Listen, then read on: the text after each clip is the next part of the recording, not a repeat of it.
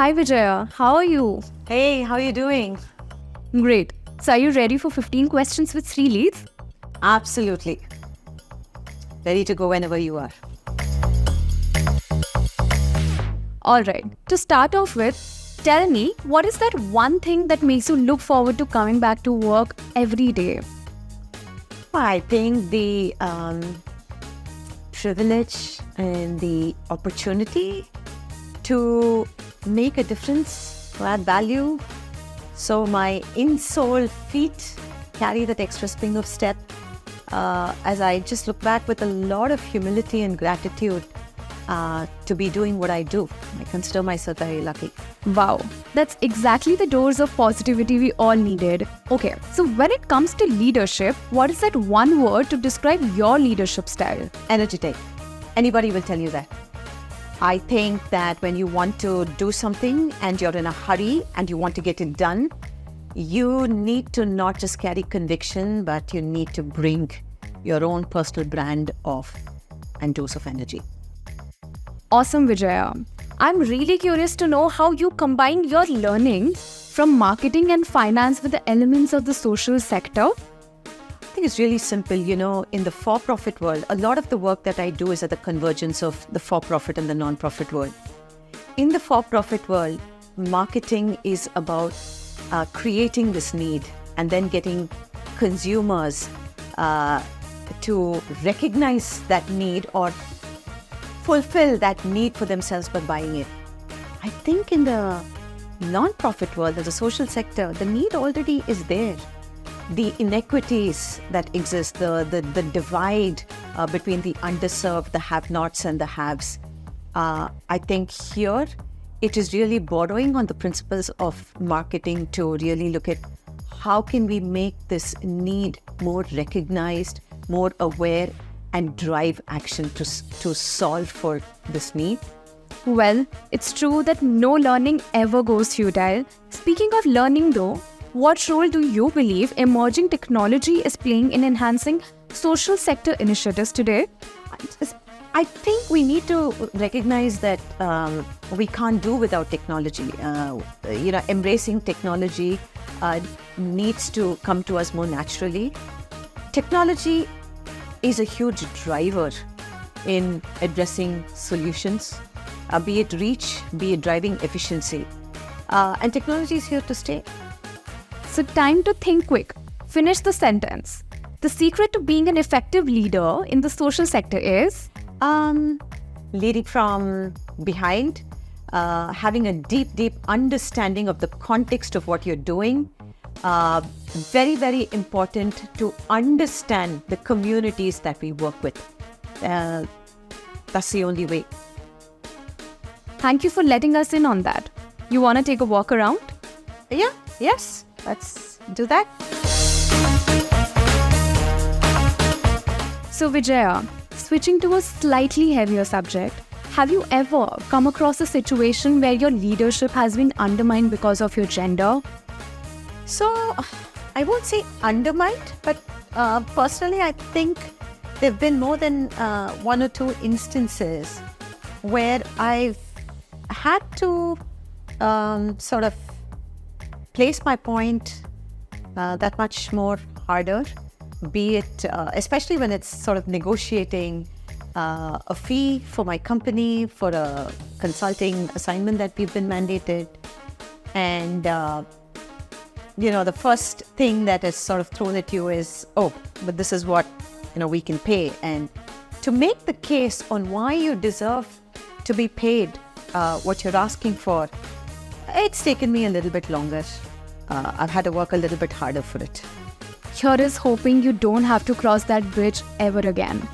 At the same time, in such situations, are there people or mentors who you look up to? And then how important do you think mentorship becomes? So definitely, I think, there are mentors, there are coaches, there are advisors. I would sort of call them as my sounding boards. And I have been very fortunate to reach out to women who are, in the peer network, women in business, both in the corporate world and in the impact world that I've looked up to, so much of rich perspective, which has helped me through these years and held me in good stead. Rightly said. How important do you think networking is to build effective partnership with other organizations or, let's say, stakeholders? So, I don't like the word networking because networking alludes to a sort of a business activity which is very transactional. I believe that every individual and institution needs to foster connections, human connections, individual connections, institutional connections. That is the way organizations thrive, they grow, they learn, they work together, they collaborate. So I really look at fostering connections.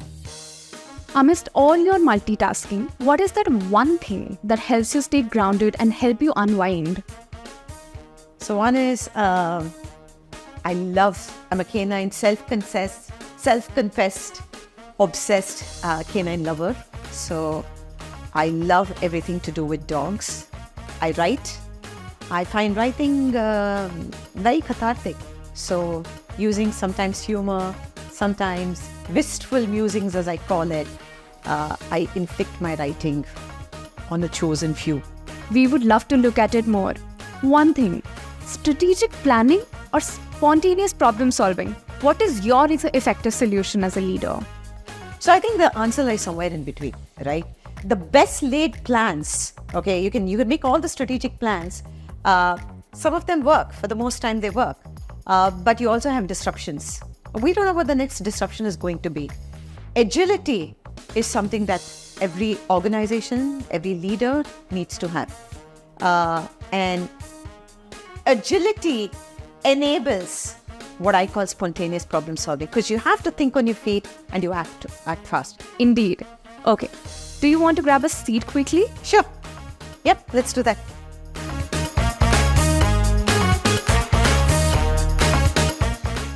Now I've got a tricky one for you. The L in leadership stands for luck. True or false? False.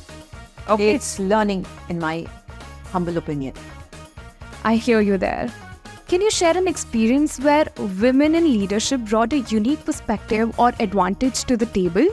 As a woman, one of the things that women are largely accused of or sort of perceived as to be way too emotional. But I think it is having that deep feeling and that deep passion that you carry, which actually brings about a perspective to who you are and what you bring into your work. If not in the social sector, what other career do you see yourself in? Oh, clearly something to do with canines. I'm very, very sure of that. I'm sure you would be as amazing an inspiration in that role as well. Moving on. If you were to author a book about being a leader, what would it be called? My accidental epiphany. I came into the sector completely by accident. I was put at the helm of setting up an organization, and then I went to set up my own organization as well. It wasn't planned. Definitely an epiphany because it changed the course of everything that I wanted to do. Okay, we're waiting for typewriters to come out already. Alright. Last question. 3 words to describe the Stree-Leads of the next generation. High social intelligence. Perfect. Thanks a lot, Vijaya. It was a pleasure speaking with you. Thank you.